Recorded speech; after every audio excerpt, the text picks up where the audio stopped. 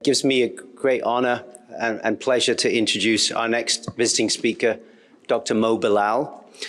Dr. Belal is a consultant urological surgeon at Queen Elizabeth Hospital in Birmingham, UK, and is a specialist in neuropelvic reconstruction.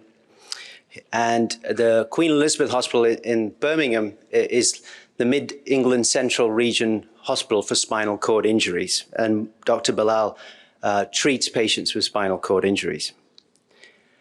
Mo was educated in Birmingham, so he's a Birmingham man and he's still there as his roots are from there. After schooling in Birmingham, he did his medical degree at Cambridge University, and then he undertook urological training and surgical training in the London program. I was a resident with Mo, and we were training on the London program. And the thing about Mo is that if you ask any of the trainees in London, who is the person that makes you feel happy every time you speak to them? Who is the person that makes you smile when you speak to them? Everyone will say, Mo. And we were we did our exams together, Mo. Thanks for making me smile during that difficult period. And we crossed paths. Mo was at Guy's Hospital. I came into Guy's and then he moved on. He also did his training in Bristol, which many of you know, Peter Abrahams and the neurodynamic unit at Bristol is the leading center in the United Kingdom. And so now Mo did his fellowship in Australia, in Melbourne, and is now a consultant in Birmingham, and he's current chair of the Female Urology Neuropelvic Reconstruction section of the British Association of Urology, and he's also the incoming honorary, he's the secretary for BAUS, and so it's a great privilege to have him here. How is his journey here at Michigan? How did this come about? In January 2023, so this year in January, I was, I was on a Saturday evening, I was on Twitter, yeah. I have a timer about, I can only do a certain amount of time on Twitter. And then I saw this tweet with Mo giving a talk, and he was in a wheelchair. And I was like, has he just had did he break his leg, or is this and then I looked into it deeper and I found that he was on BBC News, he was in the Daily Mail, he had been featured in multiple articles in the United Kingdom, and that in February 2021, he'd had a bicycling accident where he sustained a spinal cord injury. And that was a real shock to me because COVID times, and I had no idea that this had happened to Mo. And that whole weekend, I was really so upset. And then I met with Ganesh for a check-in, and he said, "How's things going?" And I said, "I don't know. I'm just not feeling good because I found out one of my best friends is, and I didn't even know, and it's just awful. And just thinking about what he's been through, and and this is the definition of Michigan urology, right?" Ganesh went, "Wow, okay, bring him to Michigan, bring him here. Let him tell his story here." And I said to Ganesh, I don't know if he's going to come to Michigan. It's difficult, but here he is. He's here. So Mo, come on to the stage, please. Dr. Belal is going to speak to us today about his journey, what happened to him, and his talk is called The Gift of Adversity. It's a great privilege and honor to welcome you, Mo. Thank you very much, Kurt. Guys, thank you very much. It's been an absolute pleasure, and hopefully we can all learn from this journey. And in fact, I've spent the last few days here, and I've learned so much here. I've met so many amazing people here, and so the talk. Originally, I used to call the talk "Overcoming Adversity," but what I've realised is actually the gift of adversity. And so the story goes back to a time when we all probably want to forget was the COVID time. And so when COVID began in the UK, they took it very seriously. As urologists, we were put to the wards, had to do intensive care. And during that time in the UK, you were housebound unless you went out for exercise. So you were allowed to go out for exercise once, but it was unlimited. And so, next slide, please. So it was during that time, hold on one second. Is this? So it was during that time I became what's known as a mammal, a middle-aged man in Lycra. And so I became this very tedious individual, much to the annoyance of my family. I spent hours talking to my friends about cycling. We'd go off cycling together for hours. We'd buy expensive bikes, talk about gearing ratios. And what it was that I think as surgeons, we have that drive. And because we weren't operating, you have so much energy and you need to focus that energy. So I focused that energy into cycling. And so I became a cycling nut, as they say. And so this is mid-February. And in mid-February, it's a bit cold in the UK. And with those who cycle, you don't cycle if it's windy. And so I called my friend up and said, look, it's not raining, and it rains a lot in the UK. It's time to go out cycling. So off we went cycling. And so this is a picture taken 30 seconds before the accident. And so there's myself in very good slim shape there. And cycling was fantastic for that. It allowed you to burn a lot of carbs and keep you thin. And with cycling, what you do is you take it in turns. It's all to do with wind resistance. So if you're ahead, you actually reduce the person's output by at least 20 to 30%. And so we've probably done about 30 miles at that time. And I'm from Birmingham, which is the second city. So the key thing in cycling in Birmingham was not to cycle in Birmingham, but to cycle out in the countryside, or so I thought, to reduce the chances of being run over. And so what happened was, it was really bizarre. Suddenly out of nowhere, I saw this tree fall. My friend shouts, tree. We're going really fast, probably about maybe 30 miles per hour. And I remember the time thinking, this is going to hurt. I have this very distinct memory saying, shit, it's going to hurt. And so the next thing I remember is I'm dreaming. I'm thinking, what am I dreaming for? The last thing I remember was the tree. And at that moment, I tried to get up. And that was the moment I realized I was paralyzed. And the way this thing happened, I had this visualization of myself in a wheelchair. And the second thought was, it was a long journey. Now, if you remember, if you ever stub your toe, there's like a half a second delay before the pain kicks in. And indeed, that was the case. And you can imagine, I knew I'd broken my back, but I had multiple other injuries too. And what happened is the tree hit me at the exact moment I went by. And my friend, he was very fortunate, the tree missed him, and that's me there. So the tree came out from the forest onto the main road and hit me at the precise time. As I was laying there, I still have this very distinct memory when he said, shall I tell your wife? I was like, yeah, nah, I don't want to worry her. I don't know how I thought she was not going to find out.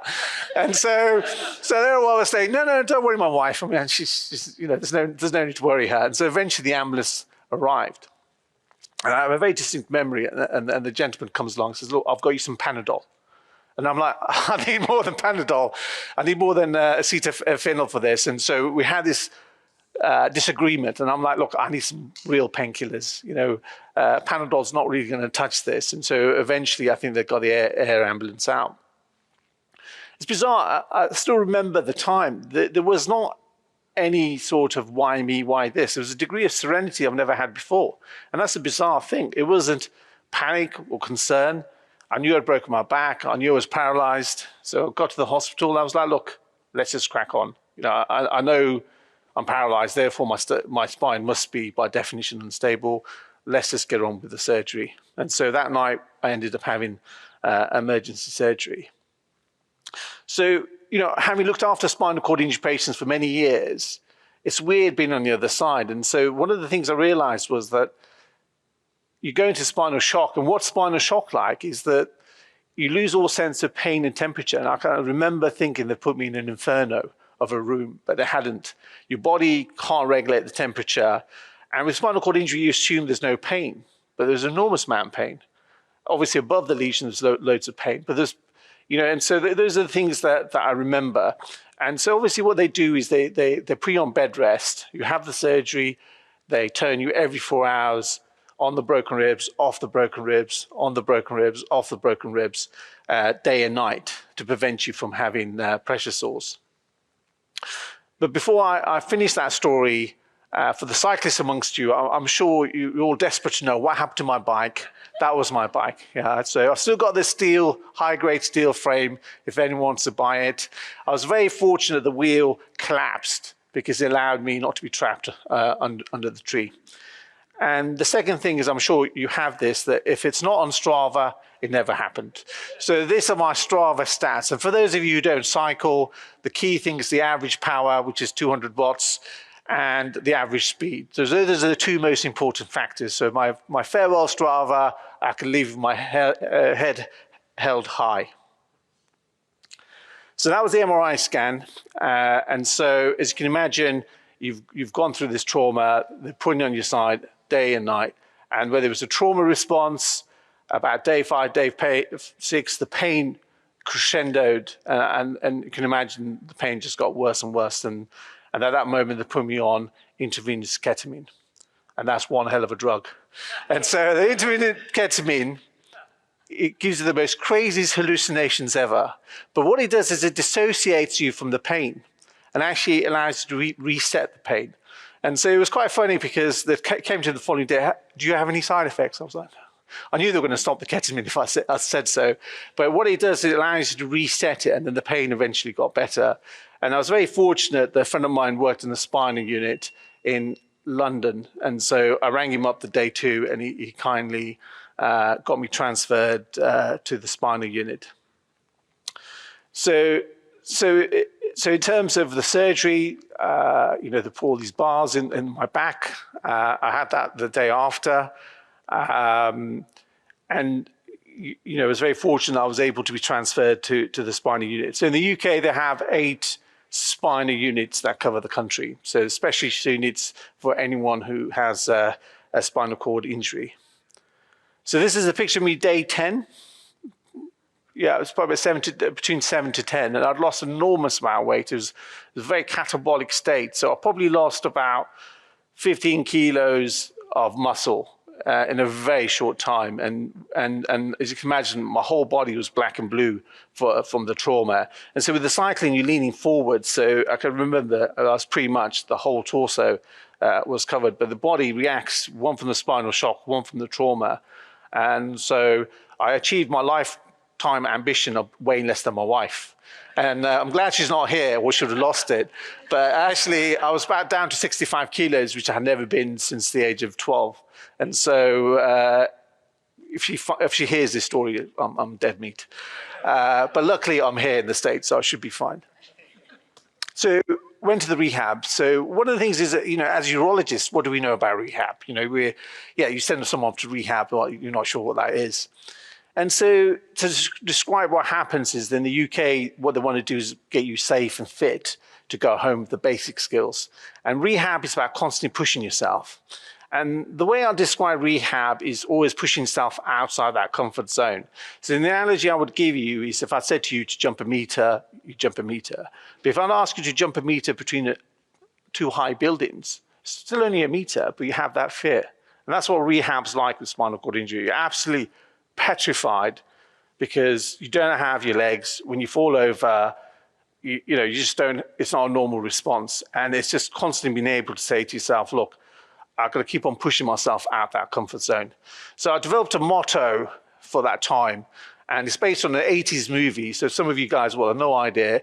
It's called No Retreat, No Surrender with Jean-Claude Van Damme. And so that was my motto, no retreat, no surrender.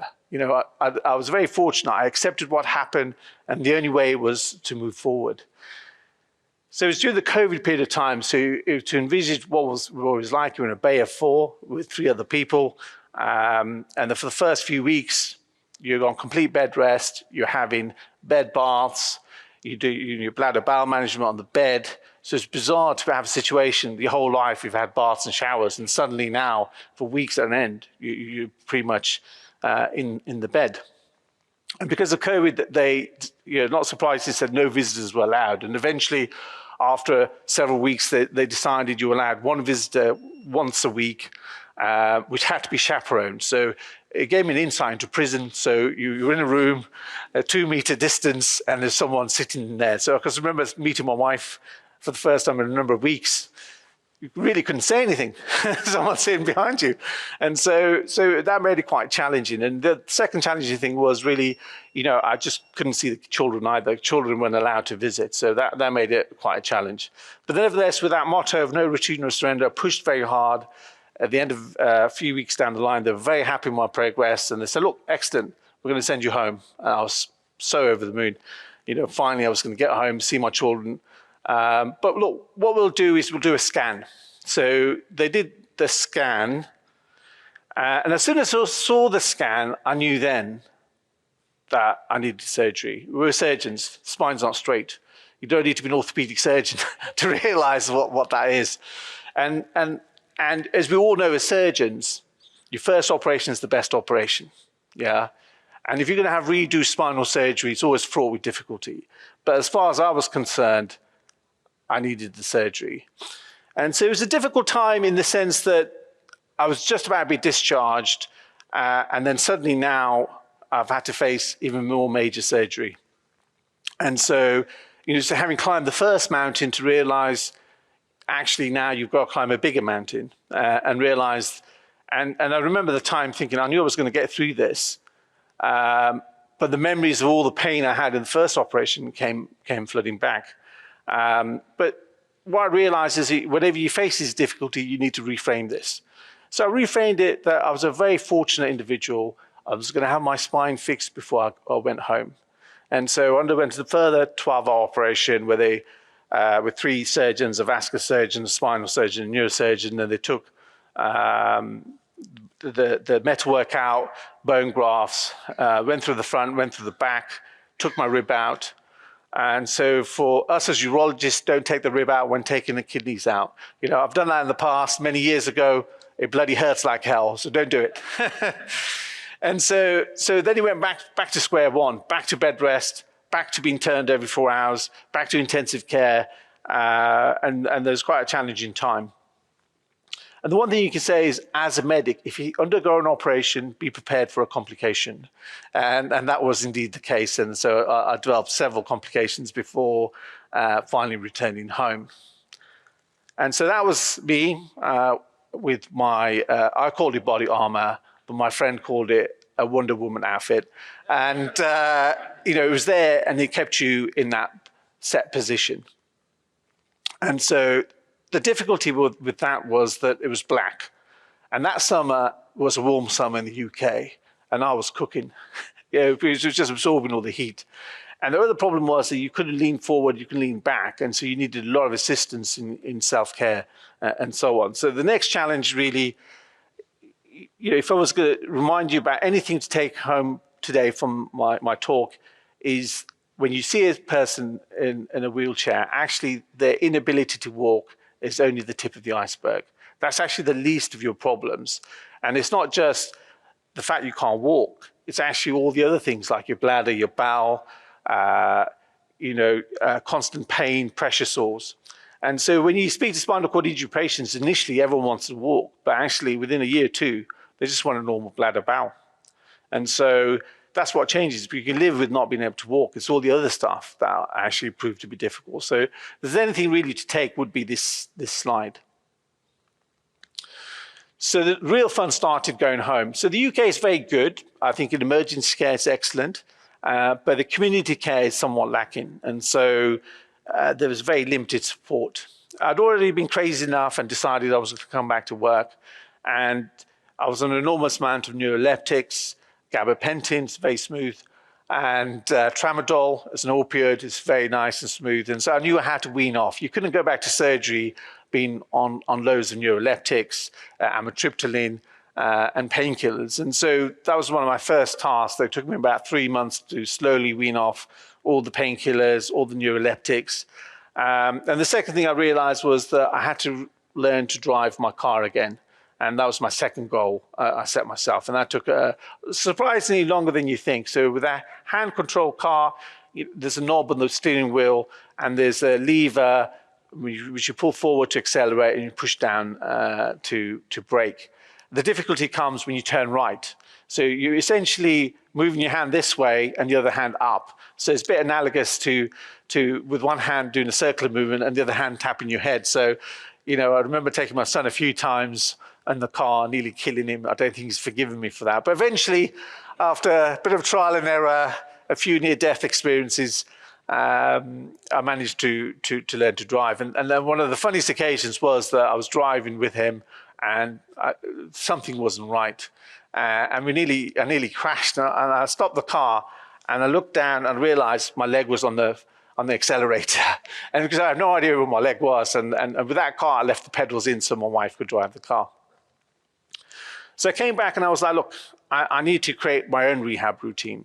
And as a medic, I realized there's three aspects to that journey. There's the physical, mental, and spiritual. And the physical was something I could do something about. But it's also about finding the right people around you, the right team to help you. And so I set myself a goal that what I was going to do was I was going to do 3 hours of rehab a day. That was going to be my new job. And so what I did was I created a regime. And so I still do this regime about 10 hours a week. And I have a stimulator, a muscle stimulator, which contracts the muscles in my lower limbs, which takes about a couple of hours. There's a standing frame to maintain my bone density, because I want to avoid seeing the endourologist for kidney disease and kidney stones, like Kirsch. So it's very important that I didn't want to get kidney stones as a urologist. And then also finding the right team to help. And I was very fortunate. After a year, I was able to access a private facility where I initially spent 2 months doing very intensive rehab. And the thing about neuro rehab, it's not about doing it 10 times. It's not about doing 100 times. It's about doing 1,000 times. It's just having that drive. Surgeons, we have that drive. I just focus that drive, just keep on punching that bruise. You just keep on pushing it. And that's when you start seeing change. And so that's the muscle stimulator. And the only analogous way is you are just being electrocuted. So it's just that kind of sort of tetani type contraction, which I do. And that, what it does is maintains the muscle block, and that prevents you from getting pressure sores. And so that's really important. And one of the other life ambitions I had was to have a beard like Father Christmas. And so I've made it there. And then the second ambition was to be like a bodybuilder who missed leg day. So I've managed to do that as well. So there have been 2 things I've achieved. At this point, my wife and kids refused to be seen with me outside, so I had to trim the beard. And so that was it. And it took a year. And so surgeons were very impatient. And so I definitely learned patience during that journey. And it took another year for the spine to heal. And at which point I pushed on through it. And so I'd already made my mind up I was going to go back to surgery within a year. But it was very clear after a year I was not in any physical shape to do so. And so it's really important when you have goals to be flexible about that goal and then move forward. So I said, look, I need another 6 months, and that's what I did. So one of the amazing things was that what I realized was I had an enormous amount of positive attitude from my colleagues. Tom, who was one of my colleagues, is sitting right here, the occupational health. And what they did was they gave me the freedom to decide how I was going to come back. And that was so important. And so I was able to get help from the government. They have an access to work scheme in terms of supporting you to go back to work. And also it's about managing your own expectations, realizing I'll never be who I was before, but everything from now is a positive. And so it took a bit of organization. We created a simulation day in October last year. And so in that inpatient stay, I went through all the different equipments which would be useful. And so this is my wheelchair, allows me to scrub. So we simulated me scrubbing up in right position. And you can see, I've got my private OT physio, Tom helping theatre nurses. And we ran through everything. We ran through how I was going to do the surgery, how they were going to scrub me up, how I was going to, perform it. And that was so helpful to have that day to realize I could come back. It's very easy for me to come back to outpatients, but that's not what I wanted. I missed the surgery. And so I desperately wanted to go back. And so I managed to make it back. And there's a picture there with the outpatient girls. And so everyone was very much pleased to see me.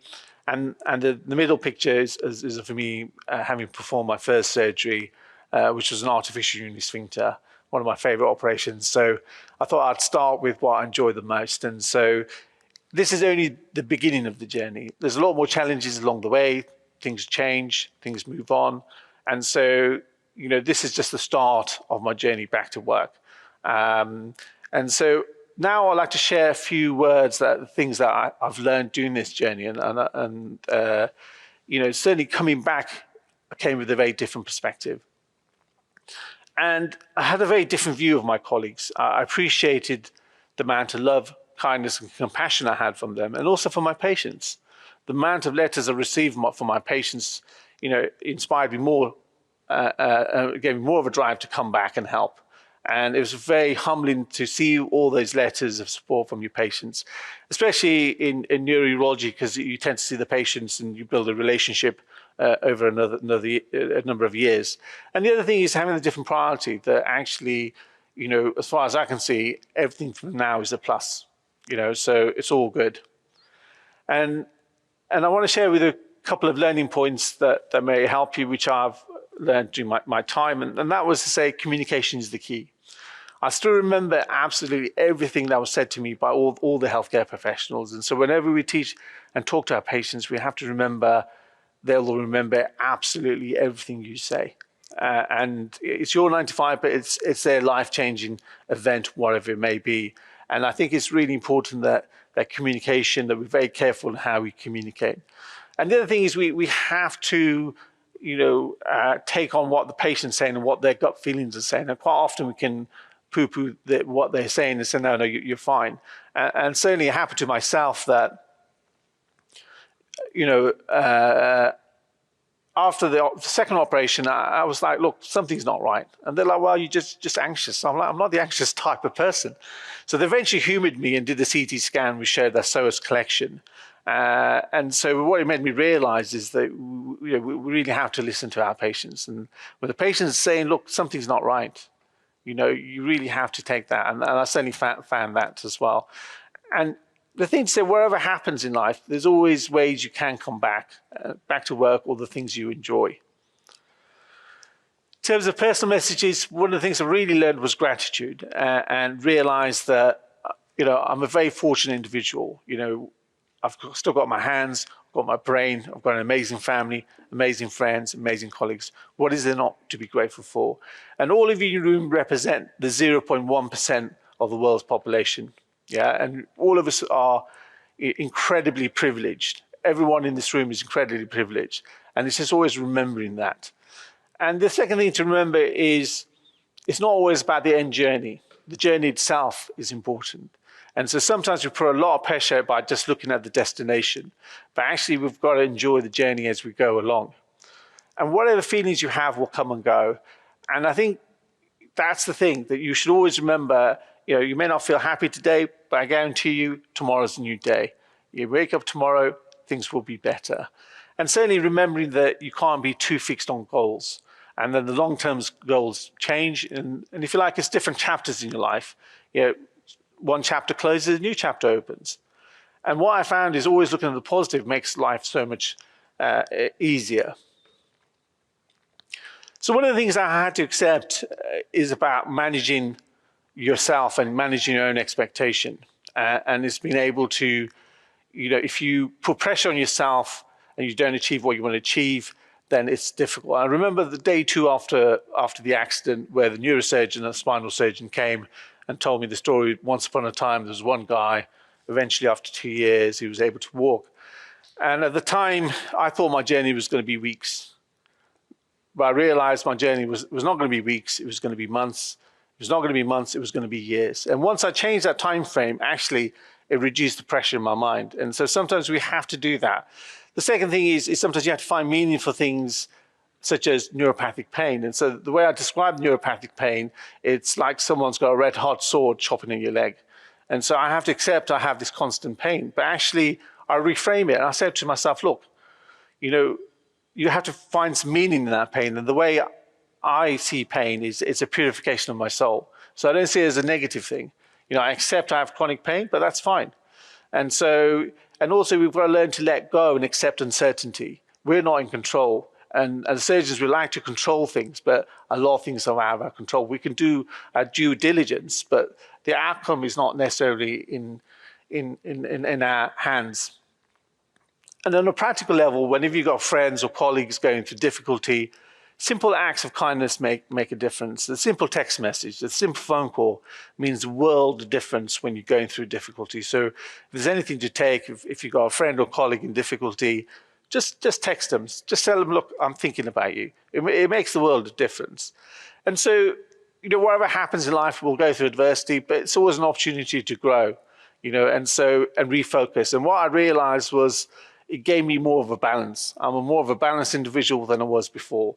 I was a typical not alcoholic, I don't drink, a typical workaholic. And I used to work 6-7 days a week. I was so focused on surgery, focused on doing things. And actually, one of the things I regret was not spending time with my children. And so this has been a great opportunity that I've re-established the balance. And life is about balance. Life is about the middle. It's not about the extremes. And one of the things I would like to talk to you about is also about hope. And as clinicians, I think it's really important not to crush people's hope.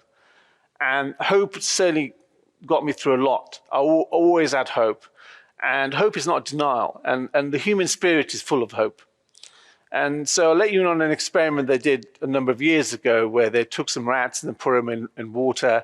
They observed the rats, and after about 15 minutes, the rats gave up and sank and drowned. And so they repeated the experiment. At 13 minutes, they took the rats out, gave a few minutes rest, and they put the rats in. The rats carried on swimming, not for minutes, but for hours. They had the hope that they were going to be saved. And that's what hope can do. Hope can drive you so much further. And so it's really important as clinicians, we have to be honest and realistic, but we shouldn't crush our patients' hope, and we should foster that hope. And so, we think back to our patients, those who have done really well, they tend to be very positive, they tend to be hopeful. And so, as human beings, we're by nature hopeful individuals. For example, when we think about celebrating birthdays, we're celebrating a birthday, but we're actually celebrating a year less of our lives. But so human beings are ultimately optimistic individuals. As clinicians, it's really important not to crush people's hope when we talk to them and communicate with them. And the final take-home message is, being on the other side, what I realize is, as clinicians, we have a profound effect on people's lives. And sometimes we can forget that. Sometimes we can be in our own little world and not realize how important and how useful our job is. And all of you guys do an amazing job. And certainly in the UK, no one tells you you're doing an amazing job. And here, the thing I learned was the love and the care and attention I received was incredible. And the second message is, I realized how fortunate and privileged I was to be a urologist. And I was always told that you'll end up in a specialty that suits you. And it's an honor and privilege to be a urologist, because I think they're the best surgeons, they're the best people. And so the important thing is people can come back from adversity, but they need kindness and compassion from their colleagues and from work. And so always remember, I'll leave on that final note. And then a big thank you, obviously, for my friends, my family, and for the Nesbit Society for inviting me, and also for Kirsch as well. His job was on the line today. I hope Ganesh, has he still got his job? Okay, thank you very much, everyone.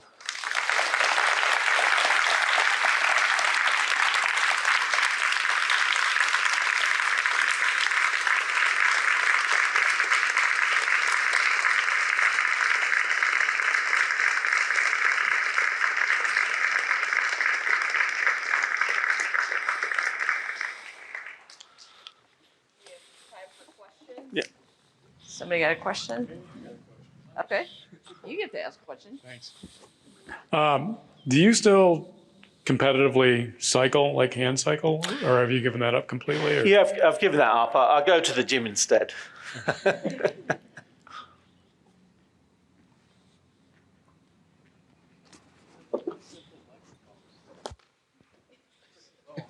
Thank you for a really inspiring talk. It resonated with me. I was in a car accident during residency and didn't walk for like 6 months. So, just hearing your story was like really helpful to come to grips with some things that I deal with on a personal basis. But one of the things that you hinted at the end was dealing with the uncertainty of like what comes next, because once something happens, something can happen again. How do you have like a really nice way of dealing with the neuropathic pain? Do you have like a tool that you use for like kind of dealing with that uncertainty of like what's the next step for you? Yeah, I think it's not about, uncertainty is good. I reframe as uncertainty. That's the beauty about life. You don't know what's around the corner, good or bad. And actually, if we knew what was ahead, it'd actually be boring. It's a bit like watching a movie. You know the ending.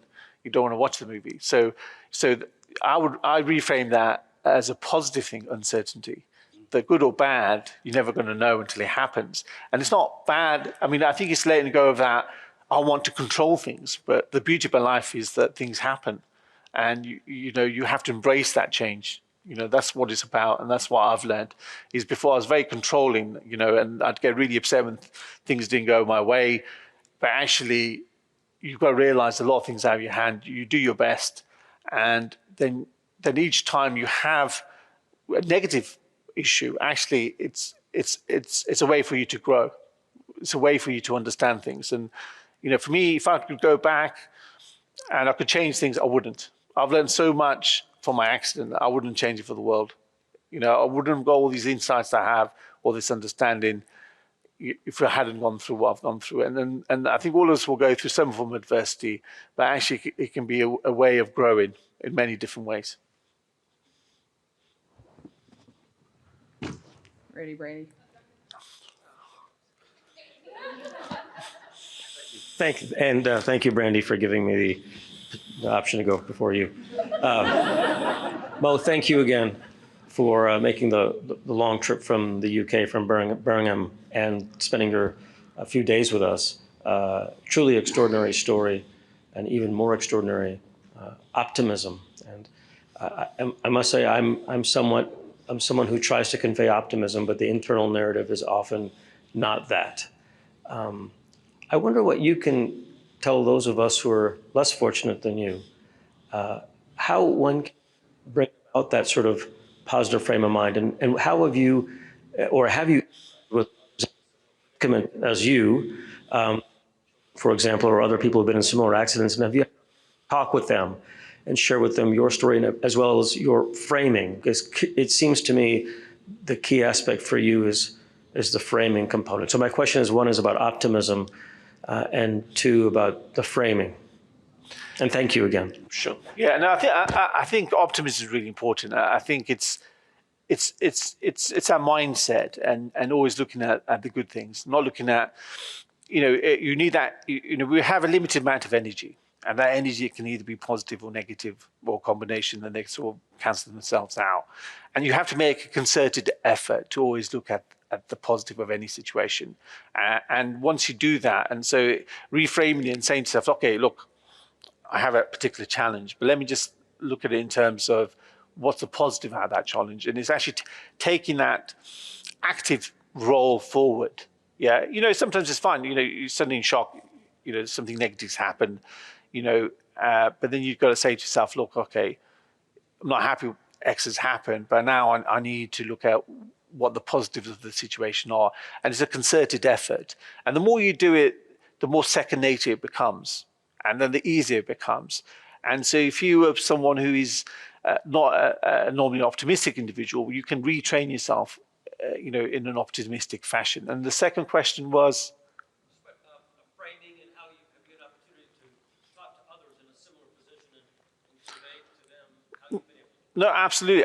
I see it as a privilege. And one of the things when I came back to work, the thing I was most proud about was all the people I was in the spinal injuries unit with. And it was very, very gratifying to get a message from one of the young chaps saying, look, after you've gone back to work, I've decided to go back to work. And for me, that was one of the proudest moments to say, well, at least I helped my community of spinal cord injury patients. And I love talking to people, and it's given me an opportunity to have far more deeper conversations with people, and I love it. And people, we have so much more meaningful conversations where I share my thoughts and I learn from them as well. And so I kind of feel that I'm forever talking to people and learning from them, and they're learning from me. And so, I try and convey that, look, whatever happens, actually, it's how you frame it. And you only put limitations on yourself. Your mind puts limitations. And, what I kind of tell people is, look, you're looking at it the wrong way. And I'll try my best to sort of help. But I realize people are different, and I realize I'm incredibly privileged. And the guy next to me, who I spent most of the time with, he was a scaffolder. And his trajectory of life has gone very, very, very down as opposed to mine. And a lot of that's to do with your social capital and the people around you. And I've been blessed with amazing people around me. And so it's that constant reminder that, look, you try your best to help others. And we're all in the service of others. When you look back on your life, when I look back after my accident, what have I done with my life? I realized, as do all of you, is that we could come to work to try and help people. And that's just incredible. And that's why I wanted to come back, was, in the service of others, nothing else, matters. And and so I think in terms of, I love talking to people. If I can help people reframe things or inspire people to say, well, look, whatever my situation is, it's not that bad. And it's very easy to sort of fall into your own little hamster wheel and say, well, actually, this is terrible, that's terrible. But actually, in the grand scheme of things, it isn't. And so I always tell people, look, you always need to look at people who are less unfortunate than yourself, not the people above you, the people below you, to realize how fortunate you are that like for me, I'm so happy I still got my hands. And every day I wake up, I'm so happy I've got my hands. Because as a surgeon, there's nothing like using your hands to help people. And so each day when you guys wake up, realize you're in the 0.1% of the world's population. What you guys, you've got everything. Yeah, it's just recognizing that you've got everything. That's all it is. It's there. It's just your mind playing tricks on you. And it's just seeing things for what they are. And I kind of feel that my accident, I've just woken up and I've seen the world far more clearly, and I realize how privileged I am now, how privileged I was before.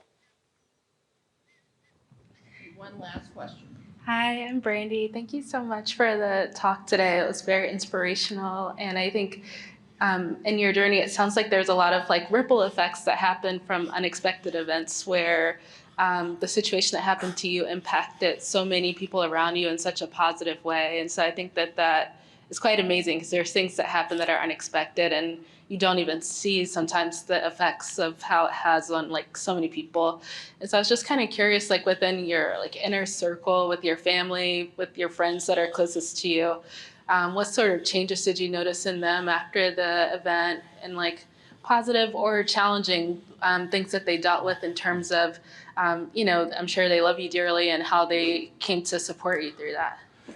Yeah, it made me realize that I think you need adversity sometimes to step up, and it was incredible. My wife was just absolutely phenomenal, as were my children, and I was really proud of my children, and my immediate family and my friends. The amount of love and support I had, I realized how fortunate I was, and there was so much positivity around it.